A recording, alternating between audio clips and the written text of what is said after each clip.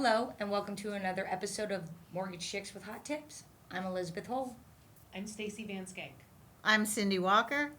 And I'm Kim Hairstead. Today, on this episode, we're going to talk about property taxes.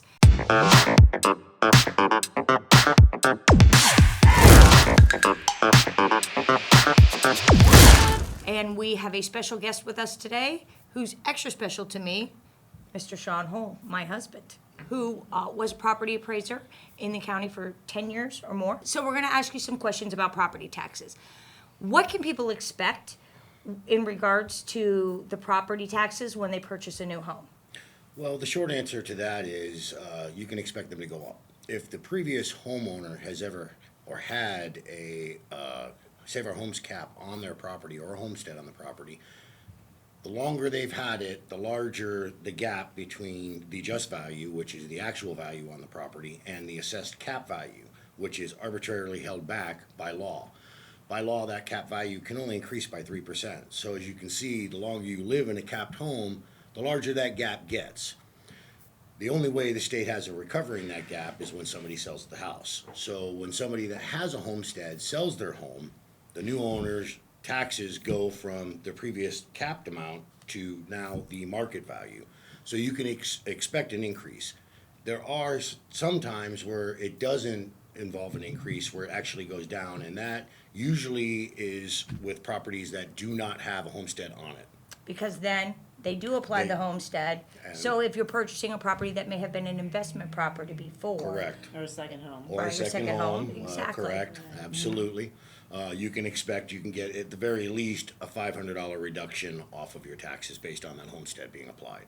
You know, something that's really important to us, you know, as all of us being loan officers at the table, but even Van Dyke Mortgage, we set our clients up to succeed, not to fail.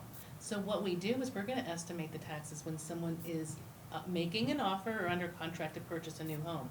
We don't want them to have an escrow shortage. We don't want to have an increase in payments. So can you explain to us, how does someone calculate what the new taxes are going to be, and where do you find this information? Well, most any or all of the property appraiser's office should have something on their website to walk you through this process. There's a little bit of math involved with that. First, you would have to know what the just value or the market value of that property is. Then you would, if that person's going to be getting a homestead, you would less out the amount from the homestead exemption.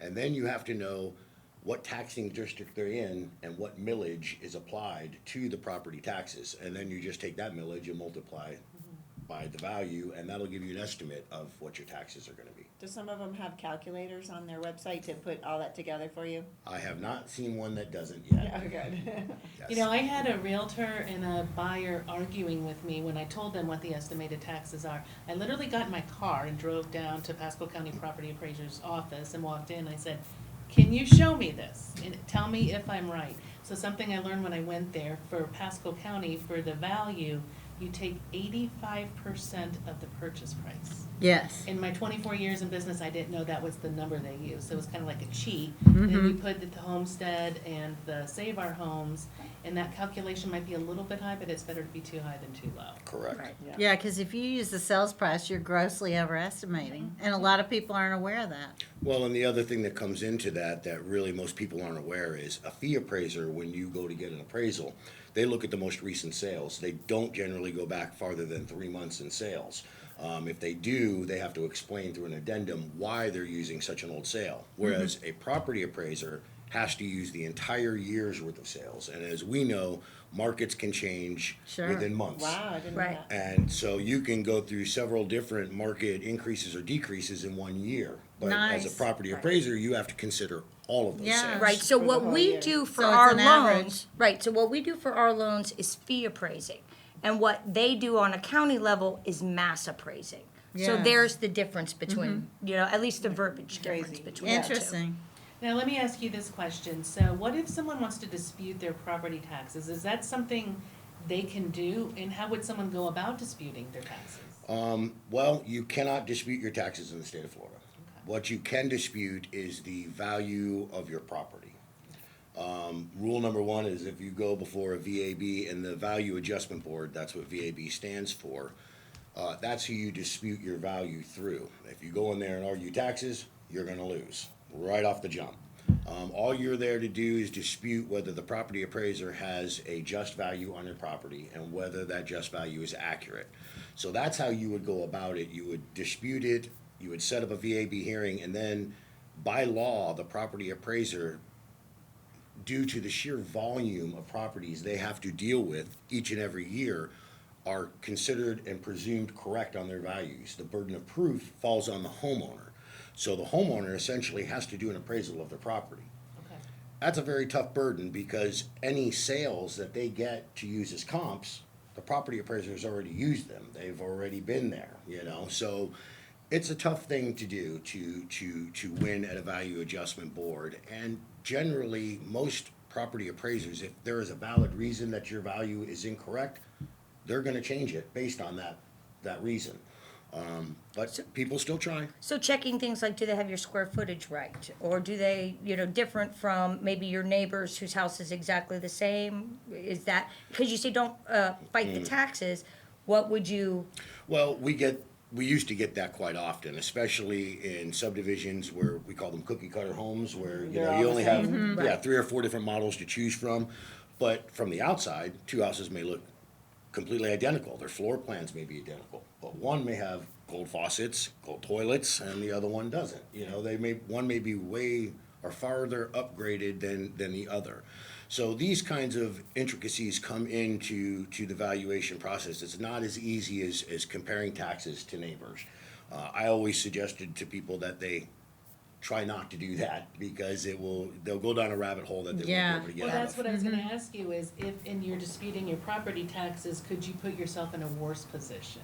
Could it end up coming back to bite you It might. doing that? No, Especially if you have that No. gold no, toilet. yeah. I want a gold toilet. No, typically I have never seen where their values were increased after a value adjustment board hearing. So no, that generally doesn't come back to bite you. It's just in order to disprove it, more often than not, you're gonna have to do it through a factual error that the property appraiser made on your property.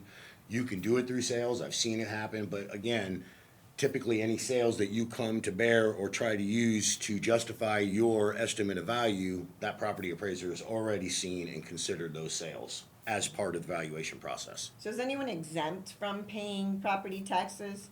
And how do they go about doing that to be exempt? There are people that can be 100% exempt from paying ad valorem taxes.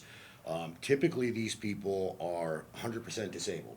Quadriplegics, paraplegics, hemiplegics, people of those nature or in those scenarios, they can be 100% exempt.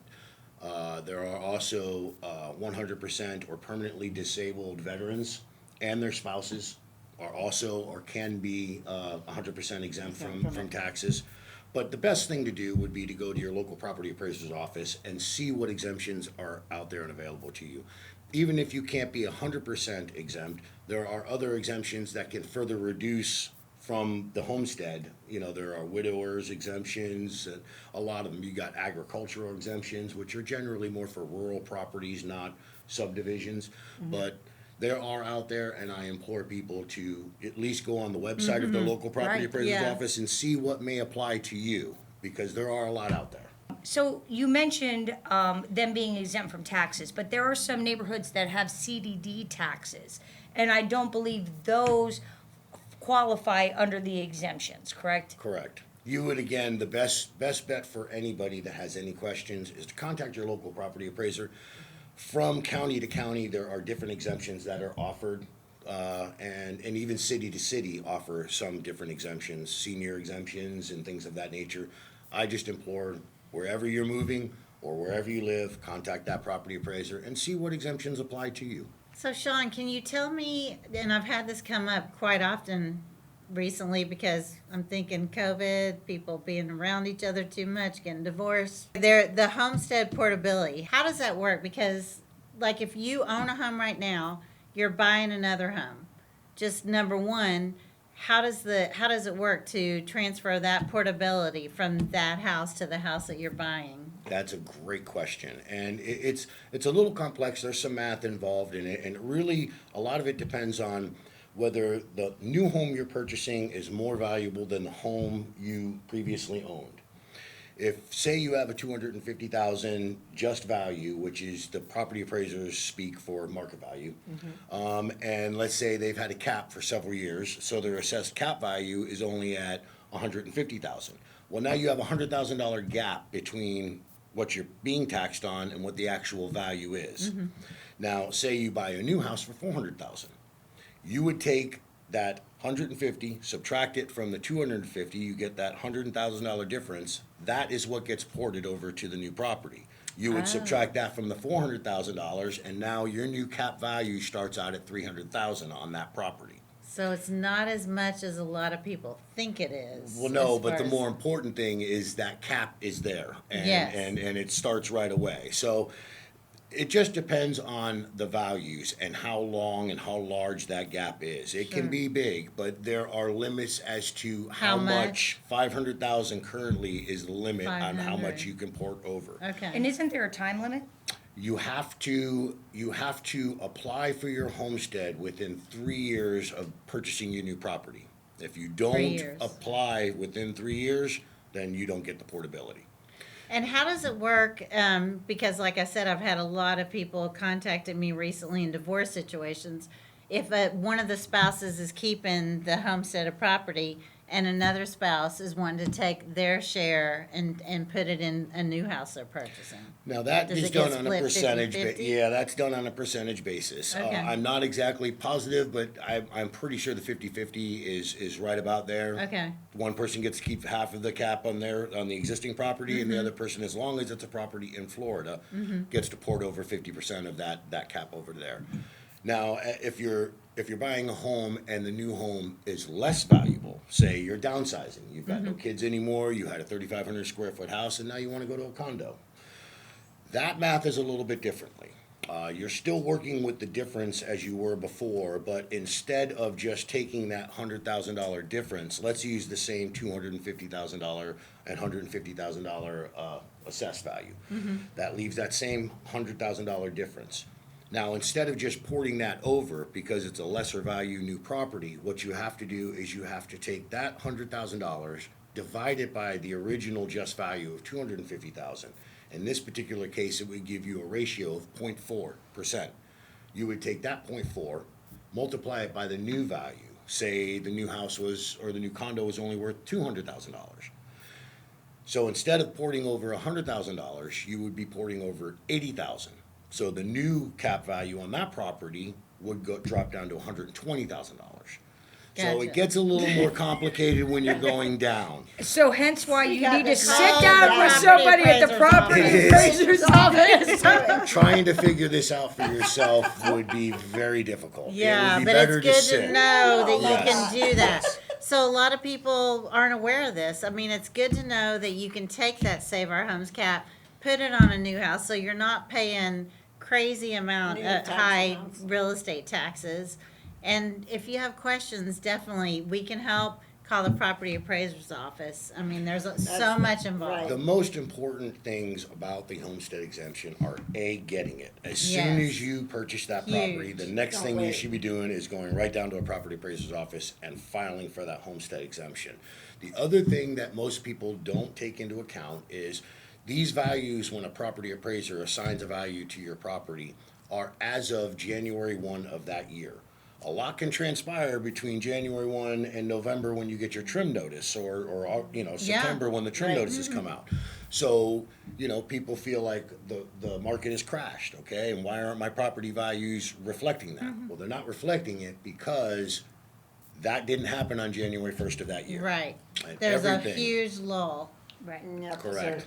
Interesting. And they pay taxes in arrears, and it comes up the year after. That's what a lot of people get confused. Yes, for sure. Well, it's almost a year after. If for say this year, when you get your trim notice, that's based on what the property value was worth at January 1 this year. Right. Not not So necessarily. 8 months ish. Right. Correct. 11 A lot of market has transpired between when it got valued and when that trim notice came out. And again, that sheer volume that the property appraiser, each property appraiser in residential areas typically is responsible for anywhere from 13 to 15,000 properties that they have to value each and Value. every year. That's where, hence the presumption of correctness comes in, because of the sheer volume they have to deal with.